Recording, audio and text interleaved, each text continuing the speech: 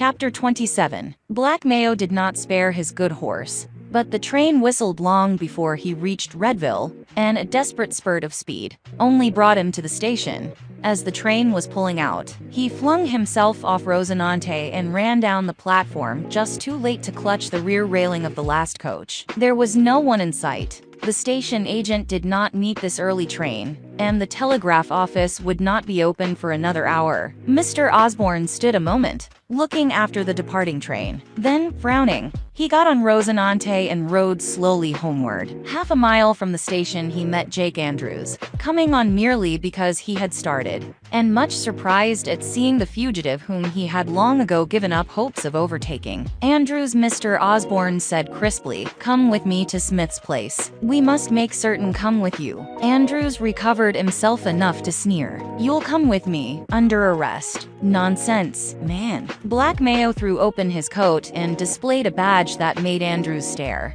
"Don't make yourself a bigger laughingstock than you're bound to be when people find out you let yourself be that scoundrel's tool." What do you mean, Mr. Mayo?" stammered Andrews. "Come and find out," commanded Mr. Osborne. Down the road they met a party of horsemen. Mr. Tavis, Mr. Blair, the whole village, astonished at Black Mayo's arrest, was following after, hoping to have the mystery explained.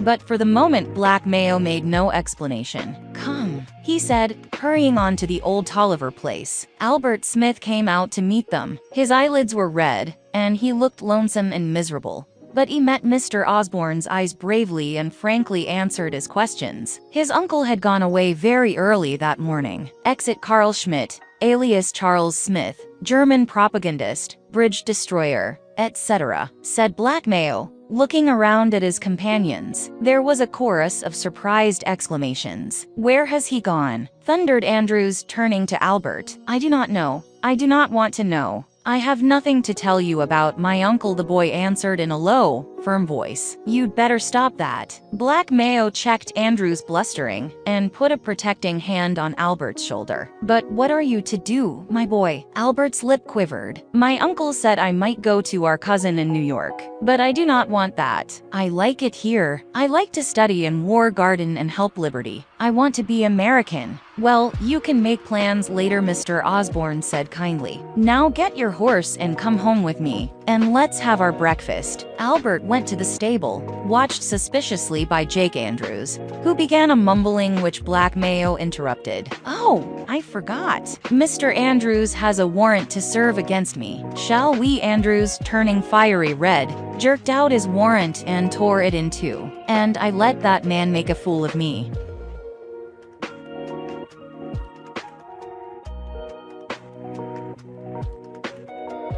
"Yes," Black Mayo agreed tranquilly. "But if you knew all this, you had authority.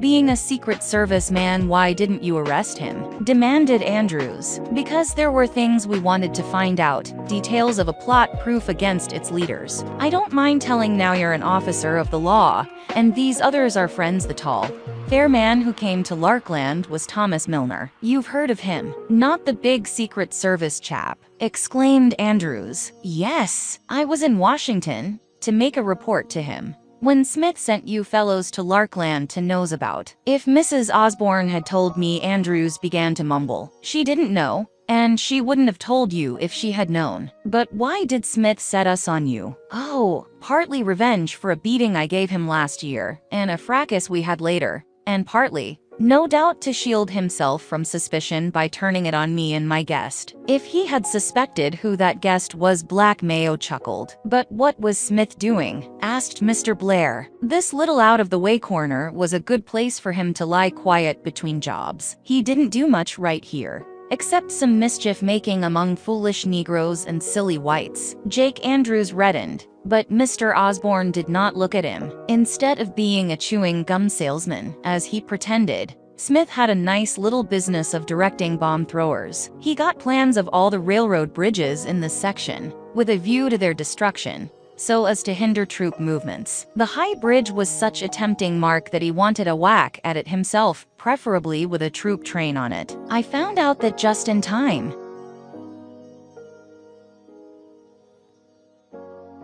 Now, Andrews, you'd better go to Redville. The telegraph office will be open. Mr. Jones comes down on that 8.45 train, and he must wire up and down the road and see that Smith is arrested. I'll do whatever you say, Mr. Osborne, Andrews said humbly. Here comes Albert. Well, folks, let's go home. A fine morning for an early ride. It was, indeed, a glorious day, early November in Southside, Virginia. The sunshine lighted up the bright gold of hickory, and the pale gold of down-fluttering locust leaves, and the tawny purple of black haw, and the richer flaming reds of oaks and Virginia creeper, all the more splendid against the steadfast green of pines. Our woods look like an army with banners, said Black Mayo. Banners of victory. It's at hand, he said confidently. Ever since Chateau Thierry, the Allies had been on the offensive. The Middle Europa dream of Germany faded as Bulgaria and Turkey and Austria-Hungary fell. Only Germany was left now, and all the world, and none better than the Kaiser and von Hindenburg and Ludendorff, knew that she soon must yield. Retreat, retreat, retreat was the one order. Never again forward. The victory news came 2 days later. David had ridden to Redville for the Daily Dispatch, and he came galloping up the street, waving a paper that had a big black headline, "Armistice signed." The president had gone before Congress and given it the great tidings. My fellow countrymen, the armistice was signed this morning. Everything for which America fought has been accomplished. The war thus comes to an end. For over 4 years Europe had been a battlefield for the nations of the world. The conflict was less between nations than between two principles: the right of kings to govern through armies, and the right of people to govern themselves by law and justice. When the fate of the world seemed in doubt, America turned the scale for right and justice.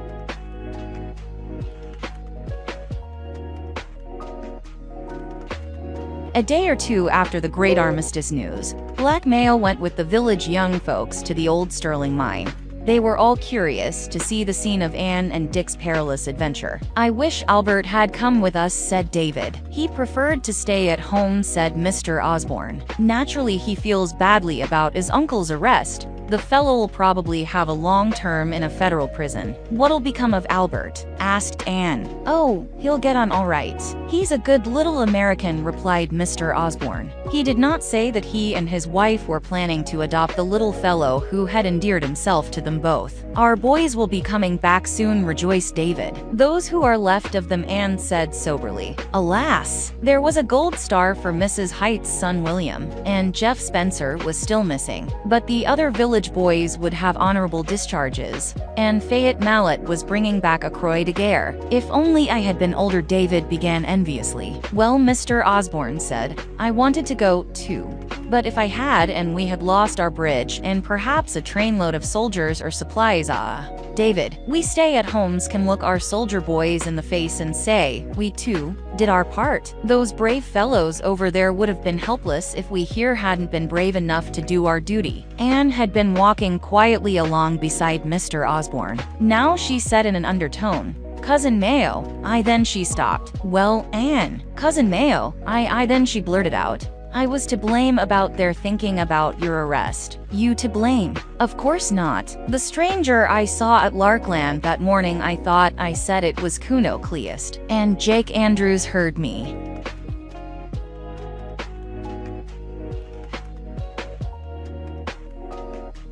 "It was Mr. Milner, as I did not present you to him. You ought not to have mentioned him or guessed his name. The lips of an honorable guest are sealed to the secrets of a house." Mr. Osborne spoke gravely. The village had its standard of good breeding, not to be lowered for its young people.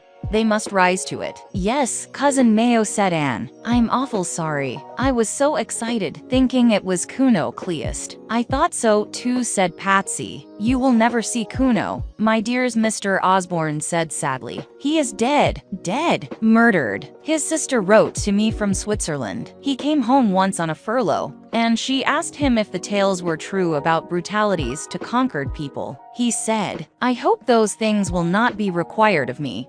I am a human being before I am a German.'" A month later came the news that he had been shot for refusing to obey orders. She learned the details later from a comrade. An old Frenchman had fired on a drunken German soldier who insulted his daughter. and Kuno was one of a squad ordered to shoot a dozen citizens in retaliation, men and women and children drawn by lot. Kuno refused. He was put in front of the firing squad and was shot by his own comrades. "I am so sorry," Anne said softly. "I am so glad," Black Mayo said, with a tender smile. Death was his only gate to freedom from the wicked tyranny of Prussia. "Old Prussia's beat at last, thanks be," said Patsy. "What will the Allies do to the Germans?" Cousin Mayo, "Say to them as Julius Caesar said to the Germans 2,000 years ago, go back whence you came, repair the damage you have done, and give hostages to keep the peace for the future." "Peace," said Anne. "Your doves are birds of peace now, Cousin Mayo." And again they find a deluged world.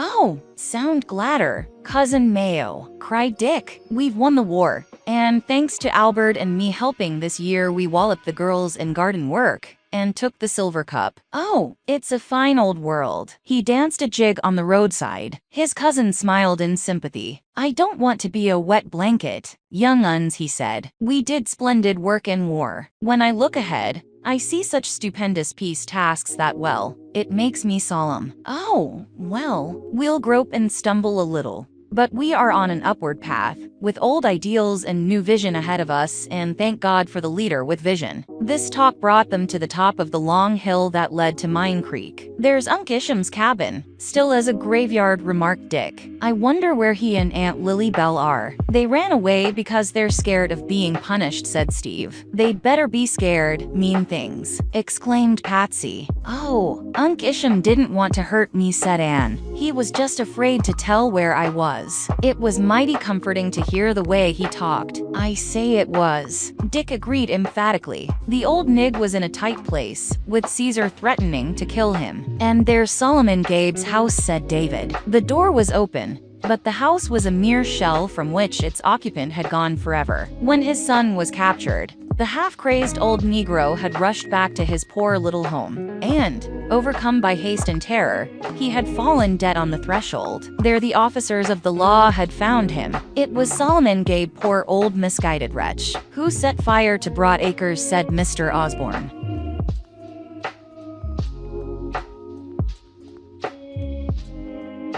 "What? Did he burn Broad Acres?" exclaimed Patsy. "Oh, Cousin Mayo, how do you know?" asked Alice. "Dick heard Emma say that night that the old devil was burning little Miss Anne. At first I couldn't get anything out of her. She insisted it was Satan she meant. But now that Solomon Gabe is dead, she confesses that he told her the night before not to let Mary Jane sleep at Broad Acres. The torch of the Lord was lit for that house. She kept her daughter at home, and then she was afraid to tell, partly for fear of being blamed herself, and still more from fear of Solomon Gabe. I'm pretty sure he put the glass in the flour at Larkland. He was at the mill that day, I remember." "Do you reckon any of the other darkies knew about it?" asked Anne. "They probably knew a little and suspected more. Like Emma, they were afraid to tell. Lauveny talked mighty queer one day when Patsy and I were there," said Anne. "Smith had made all sorts of promises and threats to her and Lincoln," said Mr. Osborne. "When Kit destroyed the war gardens, he was merely acting in the spirit of what he heard at home. Scalawag told us about that,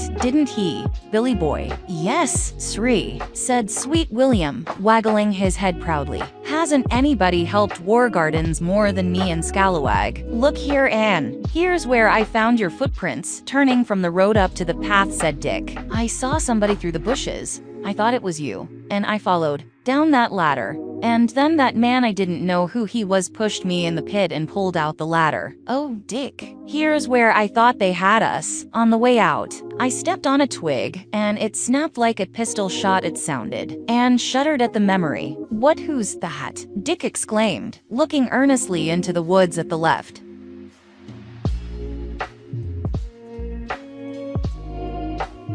"Nothing. Nobody," David said carelessly. "Well, here's your mine hole, with the ladder in it still." They all went into the mine and examined it with a great deal of interest, especially the hole in which Anne and Dick had hidden. Black Mayo lingered there after the others were ready to go. "This place looks as if it had been intentionally and carefully concealed," he said. The hole was covered with poles, and then a layer of dirt over it. I wonder why. Suppose we investigate a little. We have plenty of time. Mother says she never expects us back till night when we go off with you, laughed Patsy. Righto, said Mr. Osborne. Dickon, haven't you some mining tools hereabouts? A spade and pick and shovel? Yes, sir. Dick grinned. Well, we'll get ready to use them. I'll show you mining methods used by the old Phoenicians and by the Mexicans today. Let's pile these poles and logs against the face of the rock. The old timbers were piled as Black Mayo directed. Then he put leaves and twigs under the dry wood.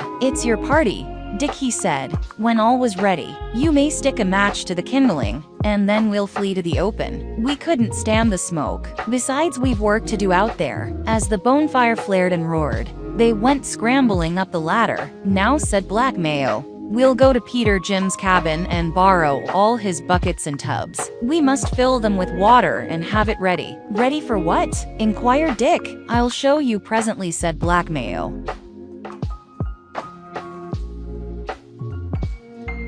The wondering young folks carried out his instructions, and then sat around the old mine from which smoke poured as from a chimney. All at once Dick again said sharply, "What's that?" He looked down the wooded, rocky slope to the left. "I knew I saw somebody," he exclaimed, and ran down the hill. There was a rustle and stir in a clump of chinquapin bushes. The foliage parted and a black face peered out, a man's frightened, pathetic old face. Suddenly a pair of bony black arms were thrust out wildly from behind, clutched the woolly head, and dragged it back. There was a violent struggle, and screeches and sobs and loud, excited talking. "Oh, Dick, come back!" Patsy screamed in terror, for Dick had vanished in the thicket. The scene of that strange commotion. Mr. Osborne and David and Steve ran to find him, and to see what was the matter. Just then Dick reappeared, followed by an old Negro man with a woman tugging at his coattails. It was Isham and Lily Bell. "Come on away," she was wailing. "What you let 'em see you for? My old man. Dey got to kill me too, when dey kill you." "Hush that racket. You're all right," said Dick. Isham went to Anne and put up appealing hands. "I didn't mean you no harm, Miss Anne," he sobbed. "I wouldn't take a hair o' your head." "I know you wouldn't, Unc Isham," said Anne. "Oh, don't cry. Do stop crying. Oh, we're so glad to see you. We've wondered where you were." "We runned away," said Lily Bell. We started to run away and then we croaked back," said Isham. "We done lived here all our lives, and we couldn't go traipsin' round strange neighborhoods. We ruther you all would kill us here at home."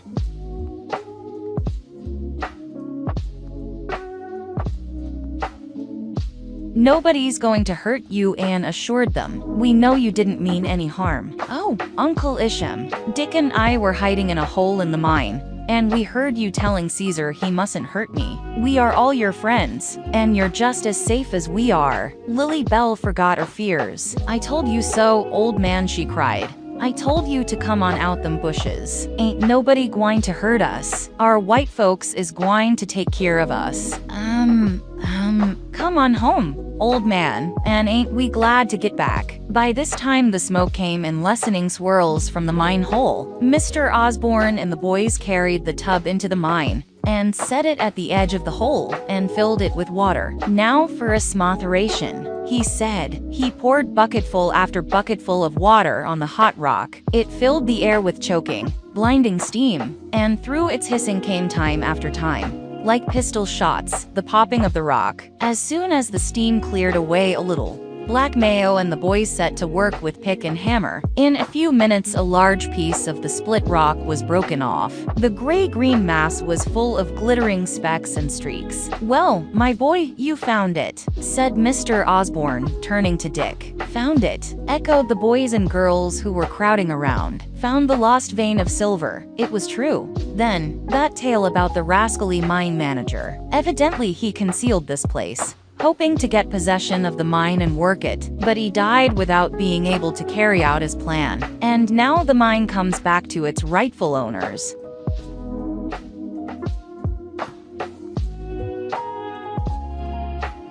"Its rightful owners," stammered Dick. He had not thought of any right except the right of discovery. "Rightful owner," he repeated in dismay. remembering that this land had been bought by Mr. Smith. Yes, to your father and me, among other heirs, said his cousin. Our grandfather never lost faith in the mine, and when he sold the land he reserved the mineral rights. Your tumbling into this hole was a lucky accident, but for that, the secret of the old mine's treasure might have remained hidden another half-century, and you and I might have died without knowing it. We surely might. Dick's eyes grew grave. Then he turned with a shining face to his young cousin. Ah, Anne, that's a real treasure hole. Silver isn't the— He went closer to her and dropped his voice. The dearest thing. It's kept hidden and safe. But for it, oh, what would have become of you that awful night?